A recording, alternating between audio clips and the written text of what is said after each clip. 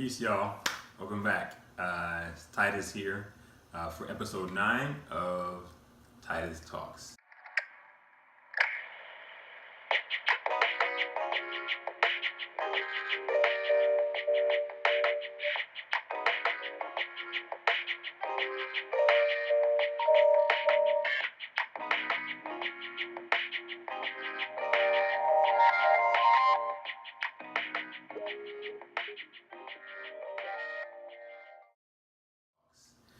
We made it through two really big cinematic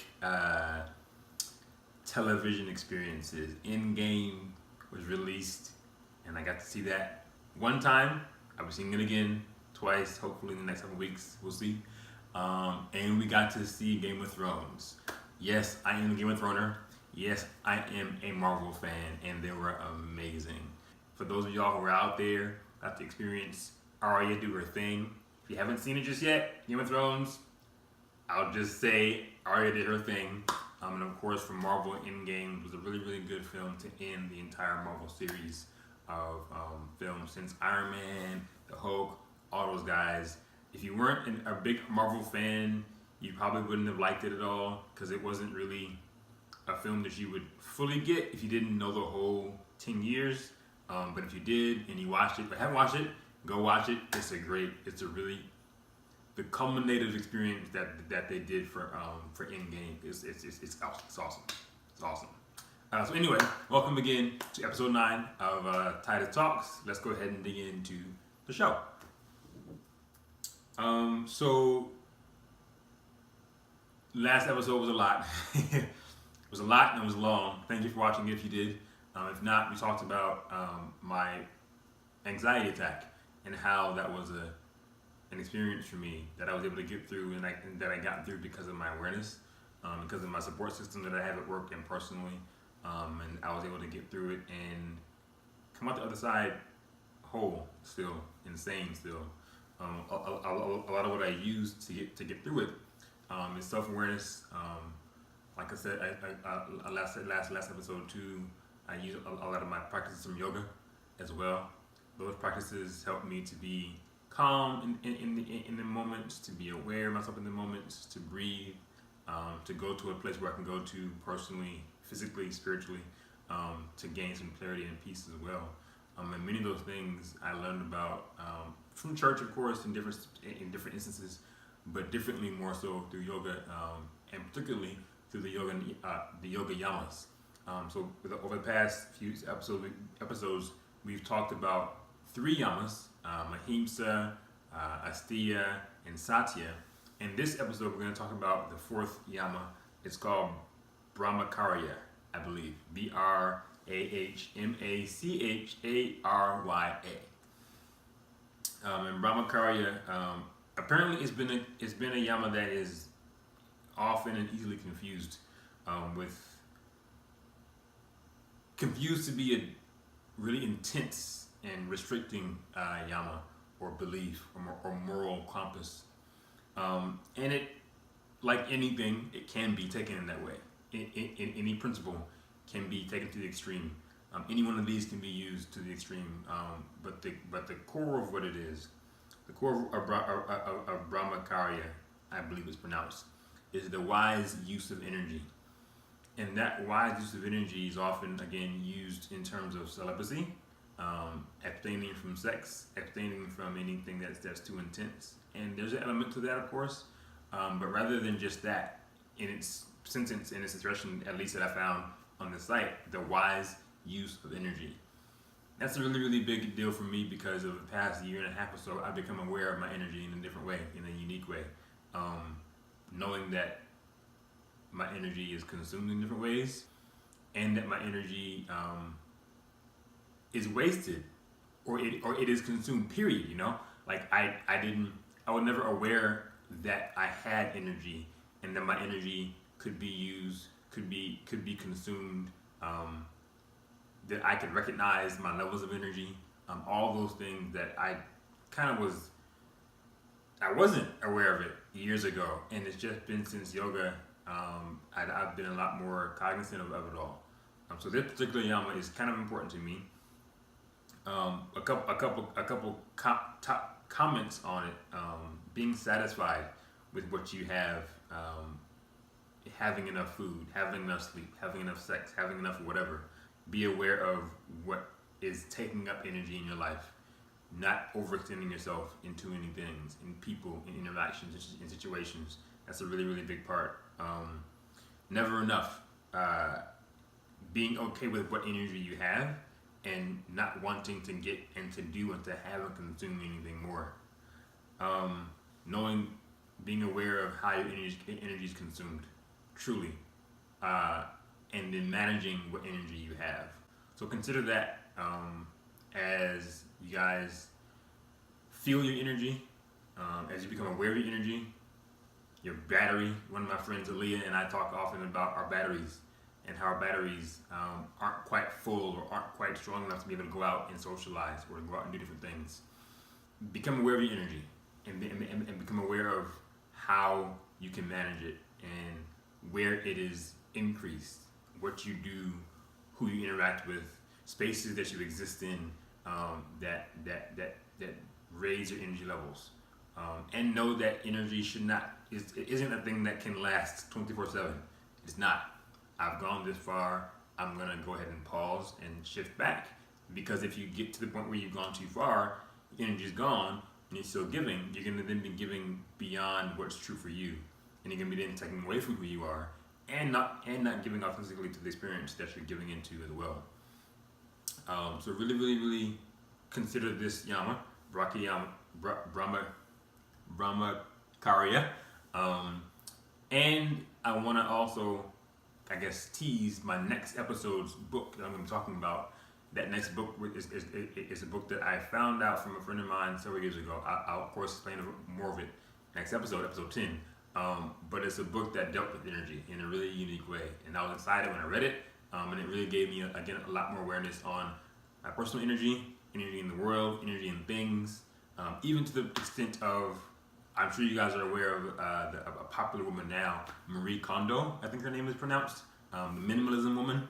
One of the questions that she asks apparently is, does this thing in your house, in your home, bring you joy? If it doesn't, why is it there? Everything in our lives have a positive or negative vibration and energy level. And if it's not giving you anything good, then it shouldn't be there at all. Whatever you have in your home should, in some kind of way, add to it's your space, it's your home. Everything in my space does something good for me. And if it doesn't, I take it out. Or if it doesn't, I rethink it, and then hopefully find a way to have that item or that experience that's tied to the item have good energy for me too. So that's going to be that piece today for the yamas. This is the fourth yama. I think there's one more. If not, we're going to move on to the niyamas. And niyamas are also moral, ethical ways to live. More so, I think, towards out and not towards in, I believe. But check out, of course, episode 10 for the last yama or the first niyama. And then again, we're going to go even further after that into the other elements of other philosophies of yoga, the 8 limbs of yoga as well. All right. Books. I don't have a book, but I have a PDF. One of my good friends, Joe Getfield, he's a creative that lives up in Boston right now. Fellow stutterer, actually. He sent me one of our favorite authors, James Baldwin. He sent me a PDF that was entitled "The Creative Process." And I'm not going to talk a lot about it at all, but I do want to read the first sentence. And if you want the PDF after I read the sentence, hit me up, text me, comment, or whatever, and I'll send it to you in whatever way I can. Title again is called Creative Process by James Baldwin. The first line says, perhaps the primary distinction of the artist is that he must actively cultivate the state which most men necessarily must avoid, the state of being alone. And again, to not really go too deep into it because it's only a very, very short 2.5 pages long. But when I read it about a year or so ago, it really, really jump-started my creative grounding, my creative process, my societal experience, and how my creativity and society intersect. Of course, he's James Baldwin, so he knows it's gonna be fire. But aside from that, I would love to pass it on to you guys. So if you want a copy of this particular article, this particular PDF, shoot me a link, shoot me a DM or whatever, comment or whatever, and I'll send it to you guys. So that's gonna be that. And the last thing today, gonna be short today, not long. I can go on. That was the last episode. We're gonna keep it short today. One artist and a tease for next week's artist. So with me being in the energy and everything, certain artists, I yearn to have music and musicians and lyrics and instruments that speak to my spirit and my energy and match it, or like I said in a couple episodes back, either match it or enhance it. And I'm a unique kind of guy who isn't a big fan of rap. I like hip hop, but I also like hearing lyrics and stories and people's lives and experiences and emotions and things. And there aren't a lot of guys, male artists out there. There aren't a lot. There aren't a lot who speak from that space, an emotionally aware space for themselves and from what they've gone through. Jungle is one that has done it for a while. I do like Miguel. There are again a lot of artists that do in all genres, hip hop, R&B, whatever. But also that do it in a style that I like. And that style is a mixture of things. I like pop. I like R&B and soul. I like soul.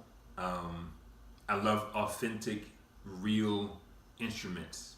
I love good lyrics, and I love a range of voices. And this artist, this group, when I first heard one of their songs, I first heard their song, where are you?